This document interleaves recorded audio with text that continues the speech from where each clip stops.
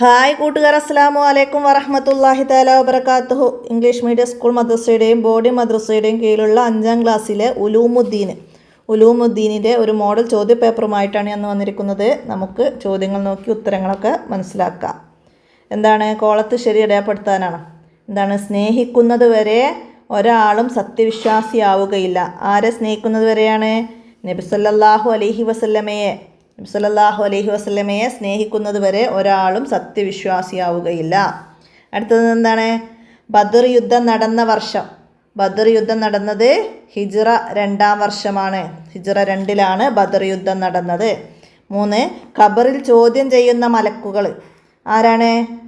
മുൻകർ നക്കീർ അലൈഹിസ്സലാമാണ്. മുൻകർ അലൈഹിസ്സലാം, നക്കീർ അലൈഹിസ്സലാം ഖബറിൽ ചോദ്യം ചെയ്യുന്ന മലക്കുകൾ. അടുത്തത് എന്താണ്? 500 സഹാബികളുമായി നബി സല്ലല്ലാഹു അലൈഹി വസല്ലമ മക്കയിലേക്ക് പോയ വർഷം. അപ്പോൾ അതവിടെ ചോദ്യത്തിലൊരു ചെറിയ മിസ്റ്റേക്ക് വന്നിട്ടുണ്ട്. 1500 1500 സഹാബികളുമായിട്ട് കഅബ തവാഫ് ചെയ്യാനും പുണ്യ ഹറമിൽ സുജൂദ് ചെയ്യാനും ആഗ്രഹിച്ചുകൊണ്ട് നബി സല്ലല്ലാഹു അലൈഹി വസല്ലം മക്കയിലേക്ക് പുറപ്പെട്ടിട്ടുണ്ട്. അത് ഹിജ്റ 6-ാം വർഷമാണ്. ഹിജ്റ 6-ലാണ്. അടുത്തത്, മക്കയുടെ അടുത്തെത്തിയപ്പോൾ നബി സല്ലല്ലാഹു അലൈഹി വസല്ലമ തങ്ങൾ സൈന്യത്തെ 2ആയി തിരിച്ചു. 2ാം സൈന്യത്തിൻ്റെ നേതാവ് ആരായിരുന്നു? മക്ക ഫതഹ് യുദ്ധത്തിൽ സൈന്യത്തെ 2ആയി തിരിച്ചു. ഒന്നിൻ്റെ നേതൃത്വം സ്വയം ഏറ്റെടുത്തു. മറ്റേതിൻ്റെ നേതൃത്വ സ്ഥാനം ഖാലിദ് ഇബ്നു വലീദ് റളിയല്ലാഹു അൻഹുവിനെ ഏൽപ്പിച്ചു. അപ്പോൾ അവിടെ ഖാലിദ് ഇബ്നു വലീദ് റളിയല്ലാഹു അൻഹു. ഇനി എന്താണ്? മാച്ച് ചെയ്യാനാണ്. ചേരുംപടി ചേർക്കണം. തിന്മകളുടെ മാതാവ്. എന്താണ് തിന്മകളുടെ മാതാവ്? മദ്യം അത് തിന്മകളുടെ മാതാവാണ്. അതിഭീകരമാണ്. എന്താണ്? അന്ത്യനാൾ അതിഭീകരമാണ്. സത്യം വന്നു, അസത്യം നശിച്ചു. നിങ്ങൾക്ക് നാം എന്താണ്? വ്യക്തമായ വിജയം നൽകിയിരിക്കുന്നു. അടുത്തത്, നിങ്ങളെ നാം സഹായിച്ചിട്ടുണ്ട്. ബദറിൽ നിങ്ങളെ നാം സഹായിച്ചിട്ടുണ്ട്. അപ്പോൾ അതിന് യോജിച്ചത് അവിടേക്ക് എടുത്തെഴുതാം. ഇനി വിട്ട ഭാഗം പൂരിപ്പിക്കാനാണ്. എന്താണ്? അമ്പിയാക്കളും ദേശും ഹിസാബില്ലാതെ സ്വർഗത്തിൽ കടക്കും. ആരൊക്കെയാണ്? അമ്പിയാക്കളും അള്ളാഹു പ്രത്യേകം ആദരിച്ചവരും ഹിസാബില്ലാതെ സ്വർഗത്തിൽ കടക്കും. പിന്നെന്താണ്? ഇദ്ഹബു ഡേഷ് തുലക്കാ. എന്താണ്? ഇദ്ഹബു ചാപ്റ്ററിൻ്റെ പേര് തന്നെ വന്നിട്ടുണ്ട് നമുക്ക്. ഇദ്ഹബു ഫഅൻതും തുലക്കാ. അപ്പോൾ അവിടെ ഇദ്ഹബു ഫഅൻതും എന്ന് എഴുതി കൊടുക്കാം. നിങ്ങൾക്ക് പോകാം, നിങ്ങൾ മോചിതരാണ്. പ്രതികാരമില്ല, നിങ്ങൾക്ക് പോകാം, നിങ്ങൾ മോചിതരാണ്. അടുത്തത് എന്താണ്? 3 ദിവസം താമസിച്ച ശേഷം ഡേഷിലേക്ക് തിരിച്ചു പോകണം. എന്തായിരുന്നു? ഹുദൈബിയ സന്ധി വ്യവസ്ഥകൾ. ഹുദൈബിയയിൽ നബി സല്ലല്ലാഹു അലൈഹി വസല്ലമയും ഖുറൈശികളും തമ്മിൽ ഒരു സന്ധിയിൽ ഏർപ്പെട്ടു. അതിൽ 4 വ്യവസ്ഥകൾ പറയുന്നുണ്ട്. അതിൽ ഒന്നാണെന്ത്? ഉംറ ചെയ്യാതെ മുസ്ലിങ്ങൾ മദീനയിലേക്ക് മടങ്ങി പോകണം. അടുത്ത വർഷം വന്ന് ഉംറ ചെയ്യാം. അപ്പോൾ 3 ദിവസം മക്കയിൽ താമസിക്കാം. അപ്പോൾ അവിടെ 3 ദിവസം താമസിച്ച ശേഷം മദീനയിലേക്ക് തിരിച്ചുപോയി. അപ്പോൾ അവിടെ എന്താണ്? 3 ദിവസം താമസിച്ച ശേഷം അവർ മദീനയിലേക്ക് തിരിച്ചുപോയി. സന്ധി വ്യവസ്ഥ പ്രകാരം 2ാം തവണ അവർ ഉംറ ഖളാ നിർവഹിക്കാൻ വന്നു. അപ്പോൾ ഇവിടെ 3 ദിവസം താമസിച്ച് ഉംറ ഖളാ നിർവഹിച്ച് ശേഷം മദീനയിലേക്ക് തിരിച്ചുപോയി. അപ്പോൾ അതവിടെ എഴുതി കൊടുക്കാം. പിന്നെന്താണ്? അല്ലാഹു തആല നമുക്ക് ഡേഷ് തിരിച്ചറിയാനുള്ള വിവേചന ശക്തി നൽകിയിട്ടുണ്ട്. എന്താണ്? അല്ലാഹു തആല നമുക്ക് നന്മയും തിന്മയും തിരിച്ചറിയാനുള്ള വിവേചന ശക്തി നൽകിയിട്ടുണ്ട്. അത് ലഹരി ഉപയോഗിച്ച് നാം അതിനെ നശിപ്പിക്കരുത്. അപ്പോൾ അവിടെ നന്മയും തിന്മയും എഴുതാം. അടുത്തത്, മയ്യത്ത് മറമാടിയ ശേഷം ഡേഷ് പോയാൽ 2 മലക്കുകൾ വരും. മയ്യത്ത് മറമാടിയ ശേഷം ജനങ്ങൾ പിരിഞ്ഞു പോയാൽ 2 മലക്കുകൾ വരും. ഇനി ഒറ്റവാക്കിൽ ഉത്തരം എഴുതാനാണ്. എന്താണ്? ബദറിൽ ഷഹീദായ മുസ്ലിങ്ങളുടെ എണ്ണം. ബദറിൽ ഷഹീദായ മുസ്ലിങ്ങളുടെ എണ്ണം 14ആണ്.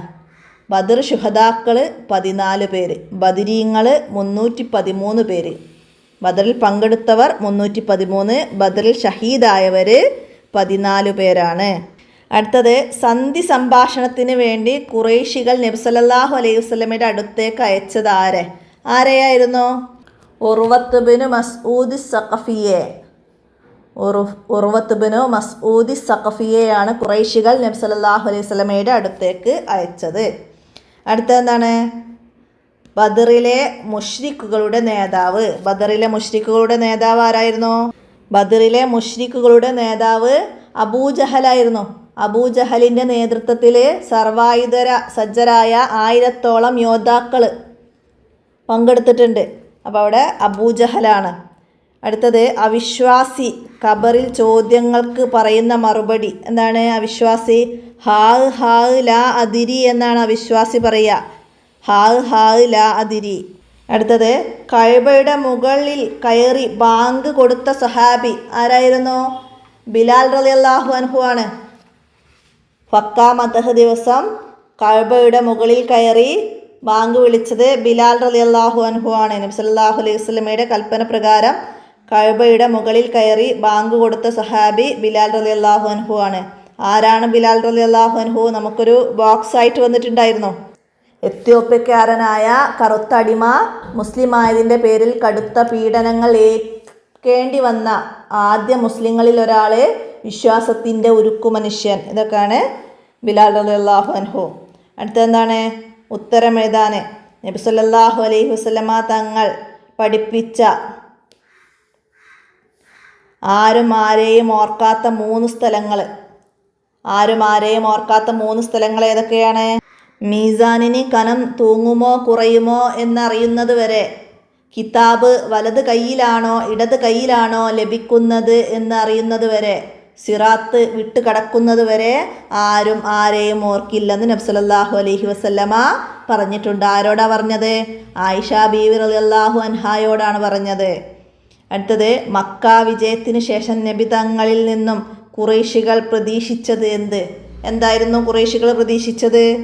ഖുറൈശികൾ പ്രതീക്ഷിച്ചത് അവർ പ്രതികാരം ചെയ്യുമോ എന്നാണ്. അവിടുന്ന് ഖുറൈശികളോട് ചോദിക്കുന്നുണ്ട്, നിങ്ങൾ എന്നിൽ നിന്ന് എന്താണ് പ്രതീക്ഷിക്കുന്നത്? അപ്പോൾ ഖുറൈശികൾ പറഞ്ഞു, താങ്കൾ ഉത്കൃഷ്ട സ്വഭാവിയും ഉദാരനായ പിതാവിൻ്റെ മകനുമാണ്, അങ്ങ് നല്ലതേ ചെയ്യൂ എന്നാണ് ഖുറൈശികൾ അതിന് മറുപടി പറഞ്ഞത്. ഖുറൈശികൾ പ്രതീക്ഷിച്ചത് അവർ പ്രതികാരം ചെയ്യുമോ എന്നാണ്. അടുത്തത്, ഹുദൈബിയ സന്ധിയിൽ നിന്ന് 2 എഴുതുക. ഹുദൈബിയ സന്ധി 4 പറഞ്ഞു. എന്താണ്?